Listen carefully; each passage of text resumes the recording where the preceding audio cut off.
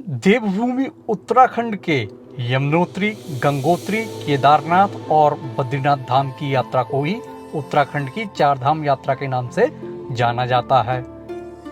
Every year April month के last में या फिर मई मंथ के फर्स्ट वीक में इस यात्रा की शुरुआत होती है और नवंबर मंथ तक यह यात्रा चलती है। सड़क मार्ग द्वारा यात्रा करने वाले ज्यादातर श्रद्धालु चार धाम यात्रा की शुरुआत हरिद्वार या फिर ऋषिकेश से करते हैं। अगर आपको चार धाम यात्रा हेलीकॉप्टर से करनी है तो फिर आपको यात्रा की शुरुआत देहरादून से करनी होगी। आप देश या दुनिया के किसी भी कोने में रहते हो, आपको चार धाम यात्रा की शुरुआत हरिद्वार में स्थित हर की पैड़ी से गंगा स्नान करके ही करनी चाहिए। देश की राजधानी दिल्ली से 220 किलोमीटर और देवभूमि उत्तराखंड की राजधानी देहरादून से 50 किलोमीटर की दूरी पर स्थित है हर की पौड़ी। हर की पौड़ी से लगभग 210 किलोमीटर का सफर करके पहुंचा जाता है जानकी चट्टी। जानकी चट्टी से 6 किलोमीटर का ट्रैक करके पहुंच जाते हैं उत्तराखंड के पहले धाम यमुनोत्री, जो है मां यमुना को समर्पित और है यमुना नदी का स्रोत। देवी यमुना का निवास स्थल है यमुनोत्री। यहाँ स्थित है देवी यमुना का मंदिर। सूर्य देव की पुत्री हैं यमुना जी, साथ ही यमराज और शनिदेव की बहन भी। ऊपर है कालिंदी पर्वत, जहाँ है यमुनोत्री ग्लेशियर और यहीं ऊपर से आ रहा है यमुना जी का पवित्र जल।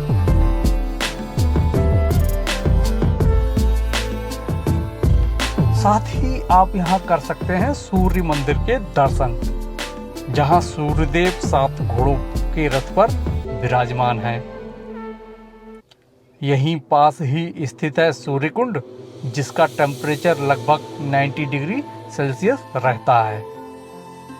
यहाँ श्रद्धालु चावल को पोटली में बांधकर पकाते हैं और प्रसाद रूप में ग्रहण करते हैं। समुद्र तल से 3235 मीटर की ऊंचाई पर स्थित इस मंदिर में दर्शन करने के उपरांत प्रस्थान करेंगे उत्तराखंड के दूसरे धाम की ओर, जो है गंगोत्री। जानकी चट्टी से 220 किलोमीटर का सफर तय करके पहुंचा जाता है गंगोत्री, जो है गंगा नदी का उद्गम स्थल। यहाँ बह रही है भागीरथी नदी, जो देवप्रयाग में अलकनंदा नदी से मिलकर बन जाती हैं गंगा। वर्तमान में इस पवित्र नदी का उद्गम गौमुख से है, जो गंगोत्री ग्लेशियर में स्थापित है। गंगोत्री से 19 किलोमीटर का ट्रैक करके ही गौमुख पहुंचा जा सकता है। मां गंगा के दर्शन करने के लिए लगती है यहाँ लंबी लाइन। मां गंगा के मंदिर के पास ही स्थित है वह स्थान जहाँ की थी राजा भगीरथ ने कठिन तपस्या। भागीरथी तपोस्थली के नाम से इस स्थान को जाना जाता है। यहाँ से थोड़ी ही दूरी पर स्थित है सूर्य कुंड। ऐसा माना जाता है कि गंगा जी यहाँ भगवान सूर्य को अर्घ देकर आगे बढ़ जाती हैं। काफी ऊंचाई से यहाँ गंगा जी गिरती हैं। नीचे जो कुंड है यही है सूर्य कुंड। यहाँ से अब हम चलेंगे केदारनाथ धाम की तरफ, जो है उत्तराखंड का तीसरा धाम।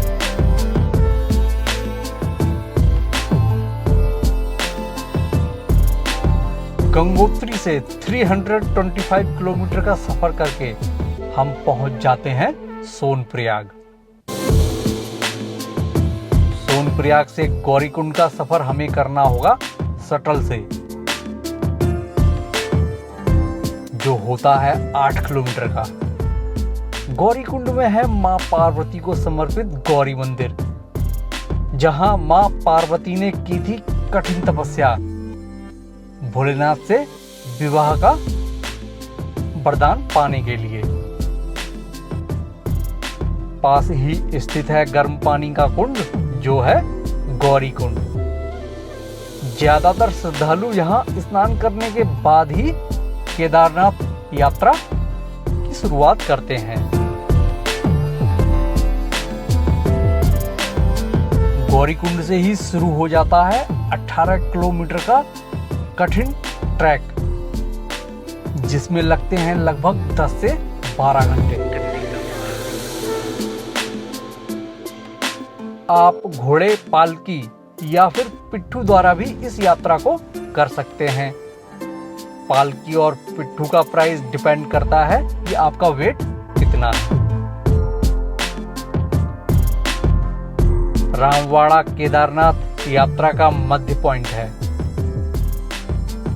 रामबाड़ा का ब्रिज क्रॉस करते ही सामने आपको दिख जाएगी एक नदी, जो है मंदाकिनी। मंदाकिनी नदी आगे चलकर रुद्रप्रयाग में अलकनंदा नदी से मिल जाती है और वहां बन जाता है रुद्रप्रयाग का संगम।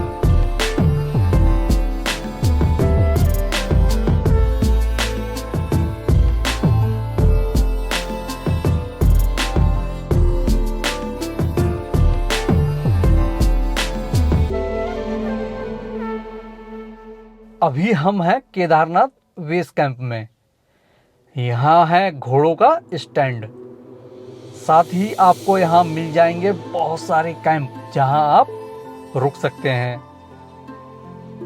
अगर आप हेलीकॉप्टर से आते हैं तो आप यहाँ तक आएंगे और इसके बाद 1 किलोमीटर का ट्रैक करके आप केदारनाथ टेम्पल पहुँच जाएंगे। सामने है केदारनाथ टेम्पल। यहाँ तक पहुँचने का सफर तो बहुत कठिन होता है, लेकिन यहाँ पहुँचने के बाद आपको लगेगा कि आप स्वर्ग में आ गए हैं। यहाँ आकर आपकी यात्रा की सारी थकान एकदम दूर हो जाएगी। केदारनाथ है 12 ज्योतिर्लिंग में से एक। देवभूमि के उत्तराखंड के 4 धामों में से भी हैं एक, और पंच केदार में भी हैं सबसे बड़े केदार। इस प्रकार बाबा केदार के दर्शन करने से आपको 3 धार्मिक स्थानों के दर्शन एक साथ हो जाते हैं। मंदिर के पीछे स्थित है भीमशिला। थोड़ा सा आगे चलने पर ही श्री आदिगुरु शंकराचार्य की समाधि भी आपको देखने को मिल जाएगी। केदारनाथ मंदिर से थोड़ा सा ऊपर की तरफ है भैरवनाथ जी का मंदिर। यहाँ भी दर्शन अवश्य करने चाहिए। जब मंदिर 6 महीने जाड़ों में बंद रहता है, तब ऐसा कहा जाता है कि भैरवनाथ जी ही यहाँ की रक्षा करते हैं। बाबा केदार के दर्शन करने के बाद अब हम यहाँ से चलेंगे उत्तराखंड के चौथे धाम, जो है बद्रीनाथ धाम। सोनप्रयाग से 220 किलोमीटर का सफर करके पहुंचा जाता है बद्रीनाथ धाम, जहां होते हैं बद्री विशाल जी के दर्शन। बद्रीनाथ धाम उत्तराखंड का चौथा धाम तो है ही, साथ ही यह है भारत के 4 धामों में से भी एक। इसलिए इस जगह का महत्व और अधिक बढ़ जाता है। सतयुग के समय भगवान विष्णु ने नारायण रूप में यहाँ तपस्या की थी।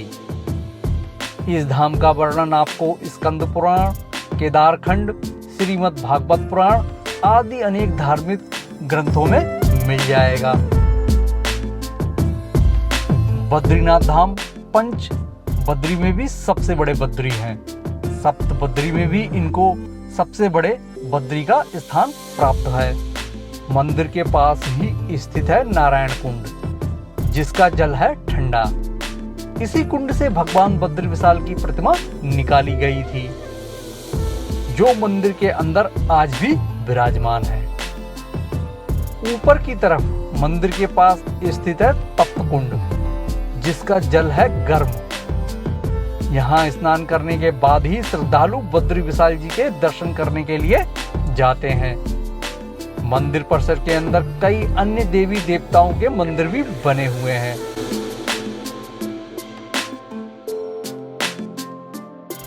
रात्रि के समय कुछ इस तरह से दिखाई देता है बद्रीनाथ धाम। दोस्तों, ये थे उत्तराखंड के 4 धाम। जीवन में एक बार इन चारों धामों के दर्शन अवश्य करने चाहिए। कैसा लगा आपको आज का वीडियो, कमेंट करके बताइएगा। वीडियो अगर आपको अच्छा लगा हो तो वीडियो को कीजिएगा लाइक और कर दीजिएगा सभी भक्तों को शेयर, और चैनल को कर लीजिएगा सब्सक्राइब। जल्द ही मुलाकात होगी नए वीडियो के साथ। अभी के लिए मेरा आप सभी भक्तों को जय बद्री विशाल, जय बाबा केदार, हर हर महादेव।